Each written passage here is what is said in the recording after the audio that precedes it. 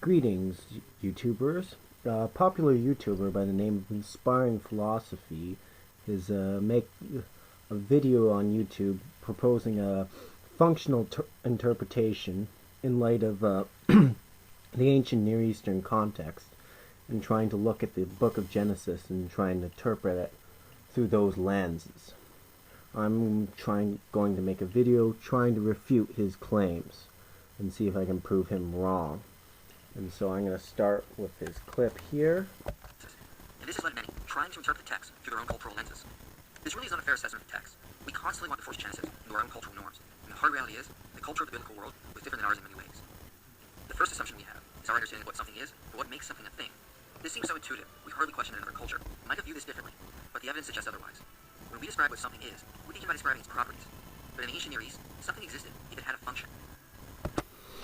Even if what he says is true here, it doesn't matter, because in Genesis we see tons of metaphors that only truly make sense if you appeal to the material quantity of these objects, not just their function. Think the stars, the purpose is to control the times and the seasons, not the numbers of it. So we can debunk that quite clearly.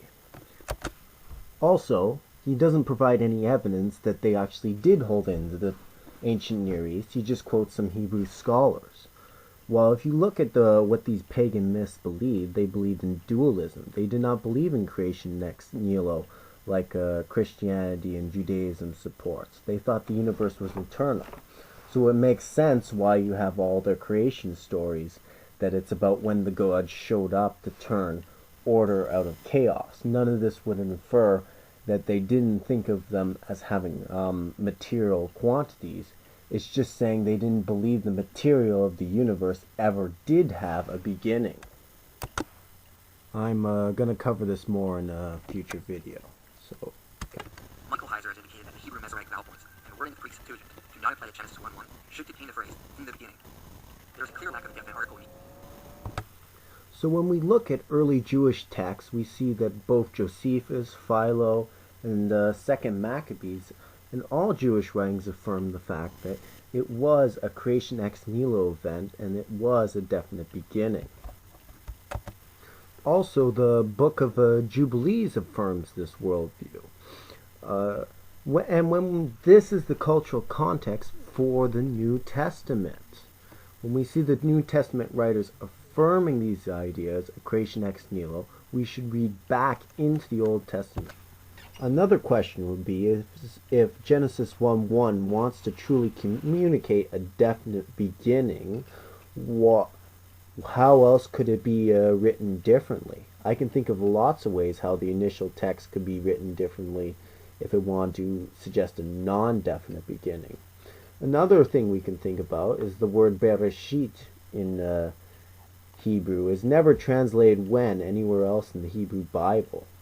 Well, there is a couple places which you point out where it's translated like in the early days, but there's no way you could possibly squeeze millions of years into this as you so want to.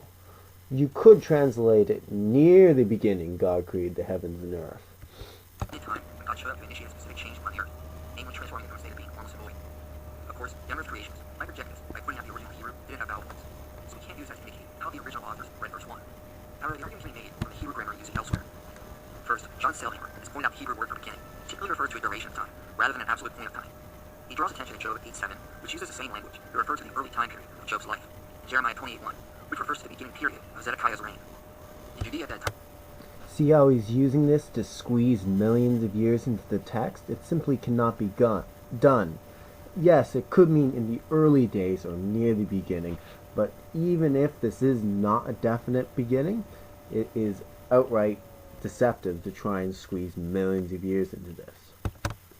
There is nothing grammatically wrong with the statement that this is an absolute definite beginning, and it's supported by all early Jewish writings. So this is not a problem for us.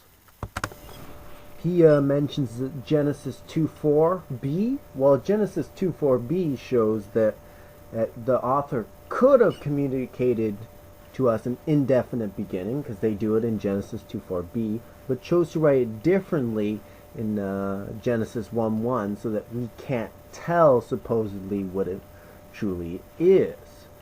This is just outright crazy. And it's trying to bend it to pagan myths that don't believe in a definite beginning. All Jewish writings, if we see Isaiah, all through the New Testament, believed in a definite beginning. So it makes sense to read the cultural context of Judaism and Christianity into the texts. Also, the problem is who created the heavens and the earth.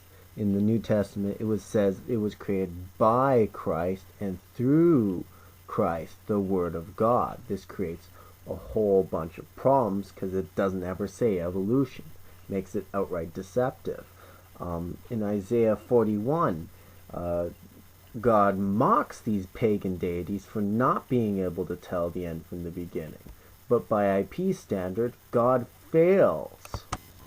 And this is also ignorant of the bigger problem, which is if God is omnipotent and could create the world in 6 days, why would he ever choose to do it through millions of years of suffering and torment? The scriptures are quite clear. It was created by and through the Word of God. Alright, let's see what else he has to say. Yeah, and Jubilees you can see above. When the earth was already formless and void. John Walton knows the word bara doesn't necessarily refer to creation as a material manufacture, but it is better understood in terms of assigning functions or giving a purpose to. As we noted earlier, it is most likely true that the ancients thought existence depended on function, even as something may have existed prior in some chaotic material form. This is not true in the Greek Septuagint, which uses the word polios. I'm hoping I'm pronouncing that correctly, but it means to make or to do.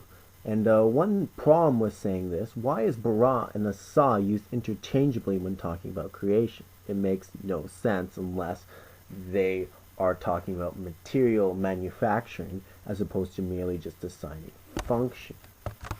The reason why bara is used metaphorically outside of Genesis 1 is because that's when God did all of his creation and he rested on the seventh day. So we should expect all uses of bara outside of Genesis 1 to be either spiritual creation or metaphor or literal creation where he acts in a miracle. So trying to say, well, it doesn't have to be, it's just nonsense. And by the way, what is the Hebrew word for a material creation if bara is not?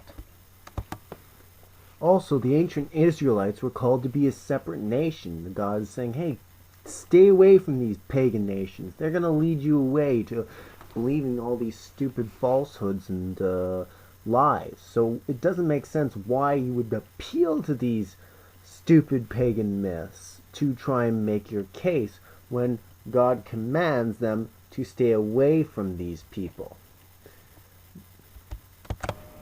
His thoughts on tohu and bohu I would agree with. I think he's right on that. But it's not a problem for us because, like according to Josephus, the first verse of Genesis is an act of creation.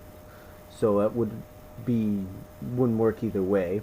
Also, the idea that creation is a cosmic temple, I would agree with. But God has to first materially make this cosmic temple.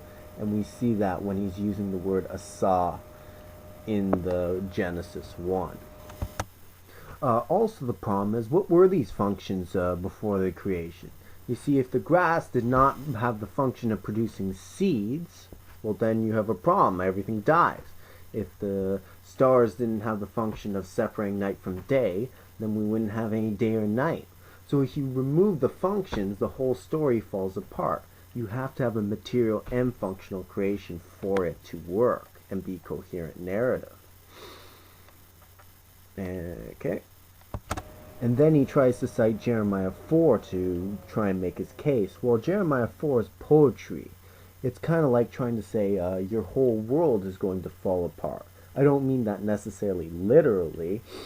And we see in Jewish apocalyptic literature, this kind of language is very common in these prophecies.